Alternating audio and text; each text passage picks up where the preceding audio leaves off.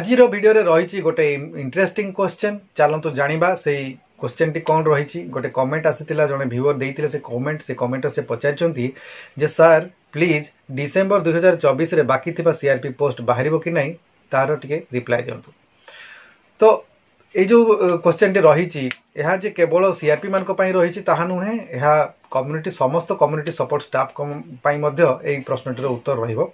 तेणुक आपण मैंने वीडियो को स्किप न करी शेष पर्यंत देखंतु यार उत्तर मु मोर व्यक्तिगत मतामत हिसाब से देवी। तेणु वीडियो को आपण मैंने स्किप न करी शेष पर्यंत देखंतु। चैनल टी को प्रथम थर पई देखुतिले एबे ही सब्सक्राइब कर दियंतु एवं पाखरे थिबा घंटी चिन्हटी को टिपी ऑल बटन को प्रेस कर दियंतु।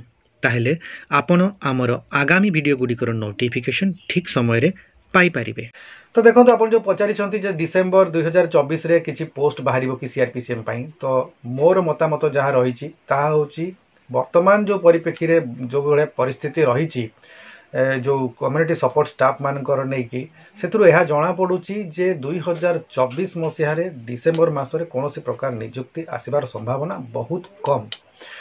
कहीं ना तार कारण टी हूँ वर्तमान जो कम्युनिटी सपोर्ट स्टाफ माने कार्यरत अच्छा से मध्य बहुत जन 8-9 मास है दरमा पाई यही कारण से दरमा बाबद को जो फंड टी सेंटर रु आसवा कथा से फंड टी आसीपारी ना एवं जो अल्प दिन तले से जो दाबी रखी ओएलएम ऑफिस पाखे जाकि जे आमे जो आमर बकेया दरमा अच्छी दि जाऊ बोली तो ता परिप्रेक्षी रे गोटे चिठी ओएलएम तरफ जारी कराइला जो कहला जो मैंने 3 वर्ष कार्य कर वर्तमान पर्यंत कम्युनिटी सपोर्ट स्टाफ मैंने 3 वर्ष अच्छा से 100% दरमा फंड बाबद को आसो। तेणुक कौन असुविधा ना एवं चतुर्थ वर्ष में कार्यरत थिबा कम्युनिटी सपोर्ट स्टाफ मान 75% दरमा फंड बाबद पाखक आसो एवं जो मैंने 5 वर्ष वर्तमान 2024 रे कार्यरत अच्छा से 50% दरमा टी सेंटर थ्रू फंड आकार आसो यह थिला जो चिठी जारी करा। तो एथिरे जो 5 वर्ष पर्यंत ही कहगला किंतु 5 वर्ष उपर जो कम्युनिटी सपोर्ट स्टाफ मैंने कार्यरत अच्छा से कौन प्रकार दरमा फंड विषय कहगला ना।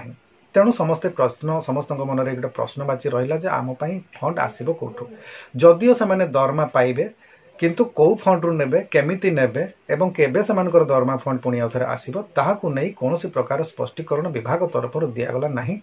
खाली गोटे समान को स्पष्टीकरण मिली जे गोटे चिठी से ओएलएम तरफ दि जाइए सेंटर को जे या बाबद को से फंड अरेंजमेंट करने गोटे चिठीटे दि जाइए किंतु तार उत्तर एपर्यंत आसी ना।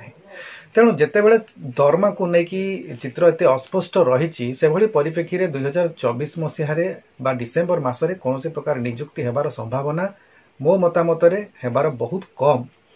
आ जदिओ संभावना अच्छी नियुक्तिर आगामी समय ताले ताहा मध्य किसी गोटे चिठी आसला परे किसी परिवर्तन हला परे किंबा किसी प्रकार गाइडलाइन रो स्पष्टीकरण विभाग तरफ आसला परे सेंटर रो तापर जाइकी सेथिरे माने आउथरे दरमार प्रक्रिया हबो किंबा नियुक्तिर प्रक्रिया आरंभ हबो बोली मु विशेष भाव में विचार करूची।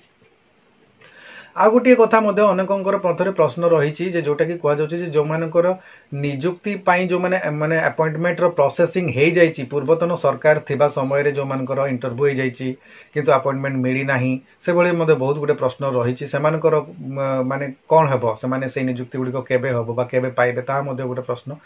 तो जो मानकर पूर्वतन सरकार थिबा समय रे इंटरव्यू होईची एवं से मानकर वर्तमान पर्यंत कोनोसी कन्फर्मेशन हेई नाही बा जॉइनिंग होई नाही मोर व्यक्तिगत मतामत से गुड़िक केते वैलिड रहिबो तार संभावना मध्य कम। कहीं ना जो एलिजिबिलिटी क्राइटेरिया थिबो आगामी समय रे जेतेबेले समानकर नियुक्ति आरंभ होबो से समय से मानकर अनेक गुड़िया इंटरव्यू देथिबा मानकर एलिजिबिलिटी गुडे हुए तो तांकर एलिजिबिलिटी क्राइटेरिया चेंज होते पारे।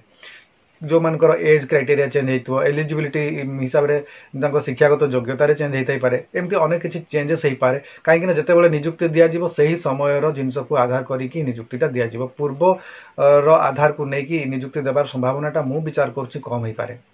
तो वर्तमान तो छाड़ू से कथा पछ कथा किंतु वर्तमान जदि आम कह 2024 डिसेम्बर नियुक्ति कथा ताहा संभव नुहे यह मोर व्यक्तिगत विचार। आशा करुच्ची आपन प्रश्नर उत्तर ये वीडियो माध्यम मिल जाइथिबो।